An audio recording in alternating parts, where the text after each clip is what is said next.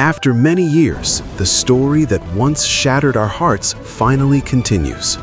Rebirth, the sequel to Princess Agents, begins with a brief flashback. At that time, there were three great powers: Yang, or Western Wei, Bian Tang, or Liang, and Shimeng, or West Meng. And there was also Yanbei, which was under the rule of the Yang Kingdom. The nobles of Yang hunted slaves for entertainment. Only one slave survived, Chu Qiao. She was taken by Zhuge Yue, or Yuan Yue, to his residence at Qingsan Court and given the name Xinger.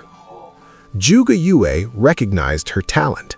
He trained Xinger to become his agent, but fate tore them apart. Yan Xun of Yanbei, a close friend of Zhuge Yue, fell in love with Xing, and Xing chose Yan Xun because they shared one common goal: to be free from slavery and oppression. Emperor Yang harbored a deep prejudice against Yanbei and ordered the execution of the Yan family. Zhuge Yue was unable to save Yan Xun's family. Their friendship was shattered when Yan Xun witnessed his family's execution, and he was consumed by a burning desire for revenge. Chu Qiao, who was very close to Yan Xun at the time, distanced herself from Zhuge Yue. Even when Zhuge Yue tried to warn her that Yan Xun's rebellion would not end well, Chu Qiao ignored him. She placed more faith in Yan Xun's vision of a just and equal world, free from slavery and oppression. Chu Qiao helped Yan Xun escape from Yang and establish the Shu Li army. But it turned out reality was far crueler than that idealism. Yan Xun, whose heart had been filled with hatred, exploited his relationship with Chu Qiao to trap Zhuge Yue. On the frozen lake, Chu realized the truth, but it was already too late. Zhuge Yue was severely injured, fell into the icy water, and Chu Qiao fell in with him. That event marked the conclusion of their long-standing conflict in Season 1, and simultaneously served as the opening to this new story.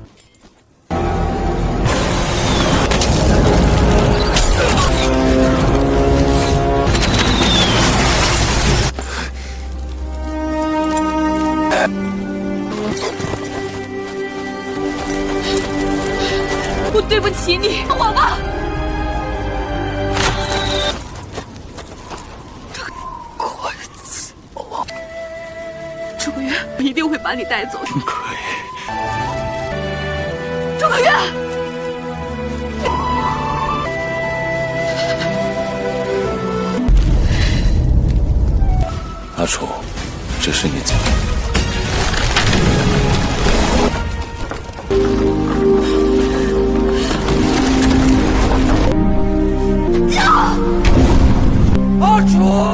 3 months later, Chu Qiao regained consciousness, but she couldn't remember a thing.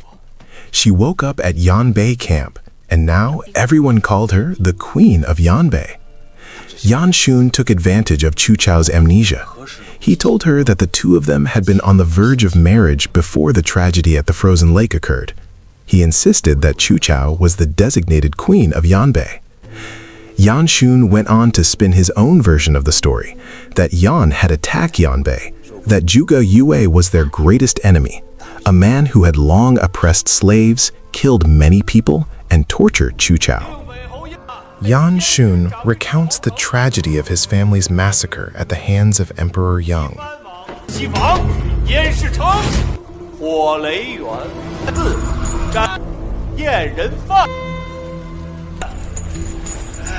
Yan Xun，还不快结束！地山掌。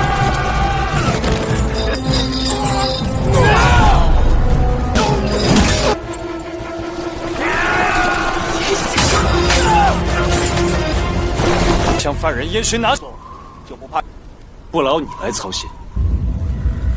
燕洵，你到底变不变？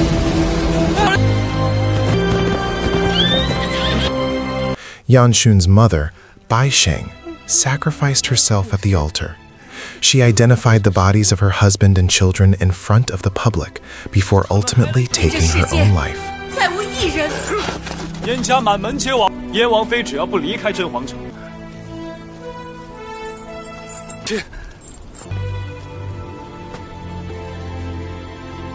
全戎大军入汉，身先士卒，解了大用之危，也在场。13岁从军，从今被马踏而亡，的女儿死。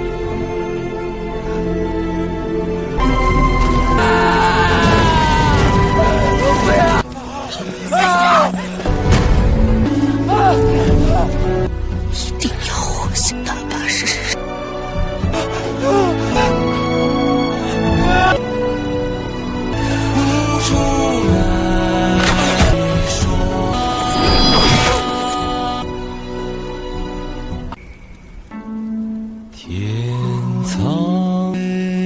？Yan Xun used this pain to convince Chu Qiao that they were true allies who wanted to abolish slavery, while Zhuge Yue was slandered as a cruel villain who constantly tortured Chu Qiao.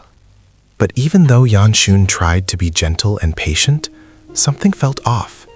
Chu Qiao kept remembering fragments of a dream about an icy lake, a sense of suffocation, and shadows from the past that she still couldn't understand. In the midst of the war, an important piece of news emerges. Zhuge Yue's body has been found. In front of Chu Qiao, Yanbei's officials claim to have found Zhuge Yue's body. They show her Zhuge Yue's distinctive sword, trying to jog Chu Qiao's memory. Chu Qiao was still dazed and hadn't yet come to terms with her past. But when Zhuge Yue's body was brought in, Chu Qiao suddenly experienced a strange reaction. She was overcome by an inexplicable sadness and felt she knew him, but couldn't remember who he was. And just when everyone thought Zhuge Yue's story was truly over, it turns out he wasn't dead after all. In the Ximeng region, Zhuge Yue was found on the brink of death. The Ximeng officials initially deemed him useless and intended to throw him into the lake. But the king of Ximeng saw great value in Zhuge Yue, recognizing he could become a dangerous political tool. In Yanbei, suspicions arose that Chu Qiao's amnesia was merely an act. A staged assassination plot was carried out. Chu Qiao was attacked by people posing as enemies. Chu Qiao showed no reaction. Her amnesia was very real. But they were still worried that if one day Chu Qiao's memory returned and she realized who Yan Xun truly was, then she would become the greatest threat to Yanbei. Halian Ling, a tribal leader in Yanbei, had her own ambitions. She wanted the queen of Yanbei to come from her tribe, so she allied herself with General Cheng Yuan to eliminate Chu Qiao. Meanwhile, Yanbei succeeded in burning down the Yang army's supply depot. Prince Zhao Cha, the commander of the Yang army, was captured. But instead of killing him, Yan Xun let Zhao Cha go. Not out of mercy, but as a strategic move. He knew Zhao Cha would clash with his own brothers, which would delay the delivery of reinforcements. Meanwhile, Chu Qiao began to sense something strange about her identity. If she had once been a slave, how could she have become a hero who protected Yan Xun? Who had taught her? Amid her confusion, General Cheng Yuan unilaterally took Chu Qiao away from the military camp on the grounds of security, an action that would later provoke Yan Xun's intense anger.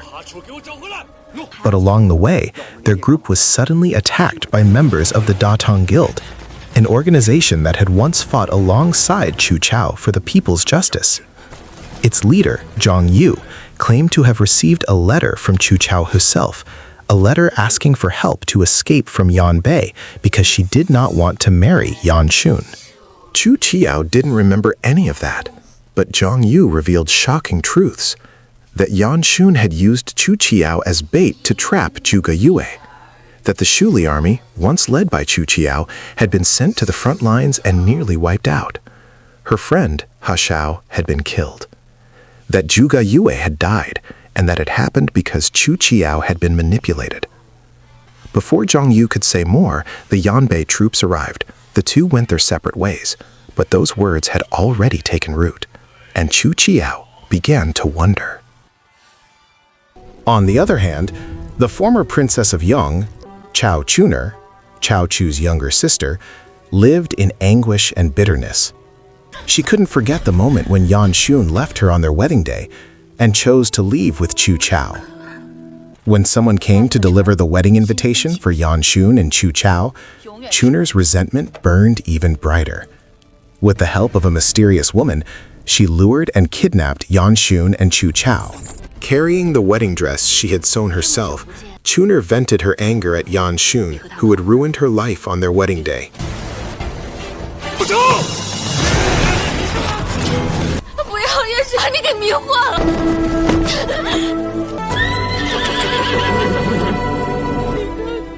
She even intended to brand Chu Qiao's forehead with the mark of a slave as an act of revenge.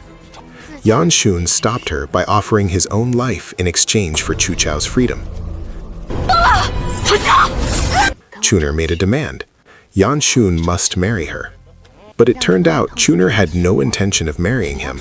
She just wanted Chu Qiao dead. Chu Qiao was no longer a resigned slave. Using the wits still remaining in her memory, she turned the tables, bound Chuner with the same chains, and forced the former princess to experience what it meant to be treated like a slave. Far away in Ximeng, Zhuge Yue is still unconscious. The cold poison from the frozen lake has seeped into his vital organs. The doctors cannot say for certain whether he will survive. Will Zhuge Yue wake up in time to save Chu Qiao from Chun Er's madness and Yan Xun's manipulation? If you're curious about what happens next, don't forget to like, subscribe, and turn on notifications. See you in the next episode recap.